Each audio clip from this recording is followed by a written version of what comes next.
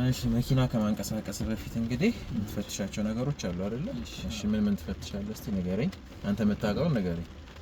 እንትን እቺ የተለየና እንደ እንትን ፍሪሲዮን ምናምን አለ። ይሄ አውቶማቲክ መኪና ነው። አውቶማቲክ ነው። ስንት ፔዳል አለው? ይሄኛው የኛው ሁለት አለ። ሁለት አይደል? ምንና ምን? ነዳጅና ፍሬን አለው። ይሄ አውቶማቲክ ትራንስሚሽን ነው። ማኑዋል ትራንስሚሽን ደግሞ ሲሆኑ ስንት ፔዳል አላቸው? እነዛኞች ሶስት ፔዳል አላቸው። ምን ነዳጅ ፍሬንና ፍሪሲዮን። ስለዚህ ይሄ አሁን ሁለት ፔዳል ነው ያለው አውቶማቲክ ትራንስሚሽን ነው ማለት ነው። ገብቶሃል አይደለ? አሁን መኪና ከማንቀሳቀስ በፊት ምን ትፈትሻለህ? እስቲ አንተ የምታውቀውን ንገረኝ እስቲ። ያው መንጃ ፈቃድ አውጥተሃል፣ ተመራለህ የተወሰነ ነገር አይደል? የምታስታውሰውን ንገረኝ። ውስጥ ላይ ያለውን ወይስ ውጪም ይሁን ውስጥም ይሁን መኪናውን ከማንቀሳቀስ በፊት የምትፈትሻቸው ነገሮች አሉ። ምን ትፈትሻለህ?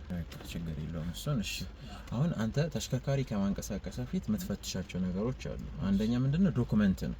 ዶክመንቴሽን ማለት የራስ መንጃ ፈቃድ ይጨምራል። መንጃ ፈቃድ ይሄንን መኪና ያስነዳል ወይስ አያስነዳም? ምንድነው መንጃ ፈቃድ? ህዝብ አንድ አይደለ? ስለዚህ በህዝብ አንድ ይሄን ተሽከርካሪ ማሽከርከር ትችላለህ። ስለዚህ በመንጃ ፈቃድ ይሄን መኪና ማሽከርከር እችላለሁ ወይስ አልችልም የሚለውን ነገር መጀመሪያ ማወቅ አለብህ። ከዛ በኋላ ደግሞ የሚሰጥህ መኪና ቦሎ ሶስተኛ ወገን አለ ወይስ የለውም፣ ጊዜው አላለፈም ወይስ አልፏል የሚለውን ነገር መፈተሽ አለብህ። እሱን እንግዲህ የምትፈትሸው አንደኛው እዚህ ጋር አለ ቦሎ አሁን ለአንድ አመት ነው የሚያገለግለው። አመታዊ ቴክኒክ ምርመራ ይባላል።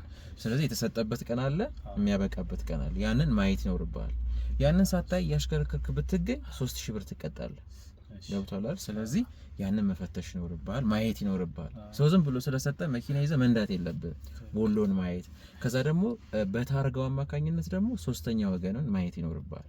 ሶስተኛው ግን ኢንሹራንስ ጊዜው አልፏል ወይስ አላለፈም፣ አጭር የጽሁፍ መልእክት አለ። በዛ ልክ ታርጋውን ስታስገባ ኢንሹርድ ነው ወይ ደግሞ ኤክስፓየርድ ነው ብሎ ይነግርሃል።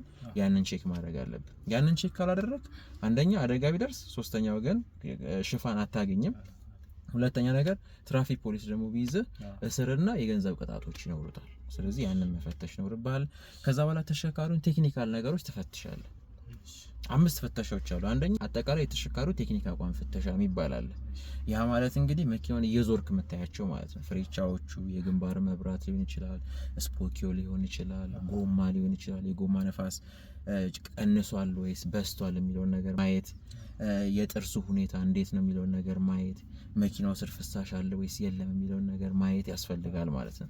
ከዛ ደግሞ የመቆጣጠሪያ መሳሪያዎችን መፈተሽ። መቆጣጠሪያ መሳሪያዎች ማለት ማን ናቸው?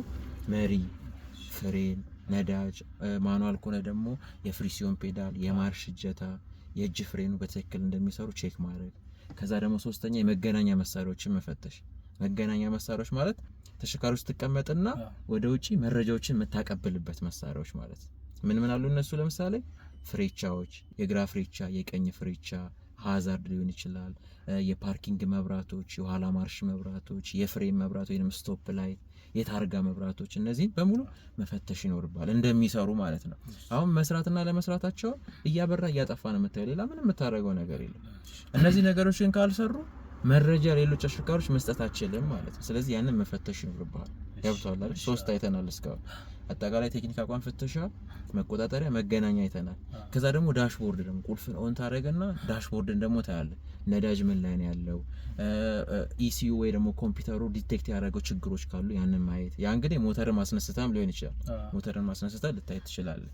ስለዚህ ዳሽቦርዱን ማየት ያስፈልጋል። ከዛ ደግሞ የትዕይንት መቆጣጠሪያ መሳሪያዎች ደግሞ ይባሉ አሉ።